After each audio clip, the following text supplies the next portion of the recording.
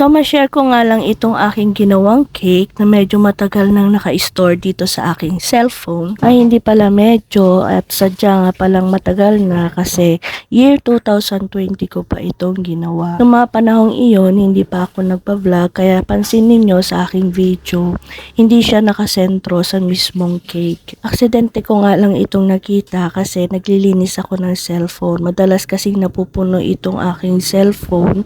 Kaya iyon, naisipan kong magbura o mag-delete ng mga videos. Ang size pala ng cake na to is 4x4 top, 6x4 sa middle, tapos yung pinakabattom is 8x4. Bali itong cake na to, ibinyahe pa mula dito sa Dasmariñas, Cavite, papunta sa Subic. Bali October 2019 lang ako nag-start gumawa ng mga customized cake, kaya medyo bago-bago pa lang ako sa paggawa ng mga ganito. Tapos February 2020 naman in-order sa akin ito ni ma'am. Kaya mura pa yung mga bigay ko sa mga ganitong cake. Di ko muna inisip yung labor ko. Bali, ang kinokosting ko lang dito yung mga ingredients na ginamit ko. Basta makatubo lang ako ng konti, okay na yun sa akin dati. At dahil nga sa baguhan, gusto ko munang makaipon ng mga customer. Tapos, syempre, gusto ko makagawa ng portfolio na, syempre, para maipakita dun sa aking page na gumagawa ako ng mga customized cake, diba? At hanggang sa dumadami na yung mga customer, marami na rin nagtitiwala. Mga customer na nag-i-stay at mga customer na bumabalik. At meron din namang umaalis at nagpapalit ng baker. At eto na nga yung mga sugar flowers na ginawa ko. Puro handmade yan. Hindi man sila kagandahan. Pero at least nakagawa ko, diba? Speaking of bumabalik na customer, bali nga itong si ma'am nakapagpagawa na sa amin ng ilang beses. Kaya itong 3-tier cake ipinagkatiwala nga sa amin. Bali nga pala yung ibinabrush ko dyan, Chef Master Gel na back eye brown. Para magkaroon siya ng wood effect, ganon. Wood na kulay. Bali, yung color gel, hinaluan ko lang siya ng tubig para hindi siya masyadong makulay. Dati kasi tubig pa yung ginagamit ko. Pero ngayon, gumagamit na ako ng alcohol. Kung hindi man gin, gumagamit ako ng soju para mas social, ganon, diba? Mas madali kasi siyang matuyo pag alcohol ang ilalagay natin pag magkukulay tayo.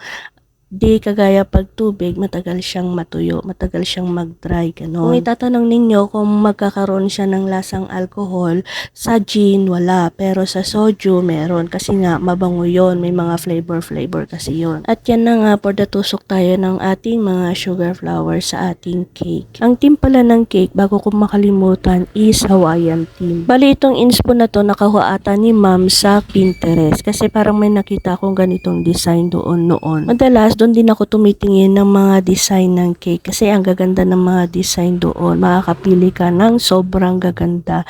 Lalo na pag may mga customer na nagpapahanap ng mga design na gusto nila. At syempre, para maiba, kukuha tayo ng inspo na hindi pa natin nagagawa. Buti na lang itong team ni ma'am, hindi ko pa nagagawa kasi nga syempre, baguhan pa lang ako. Kaya first time kong gawin itong ganitong cake na may mga sugar flowers. At yan ang nilalagay kong topper na yan, bali pinaka-customize ko lang iyan kasi nga wala pa akong cricut. Isa iyon sa gusto kong bilhin, isa iyon sa pangarap kong bilhin.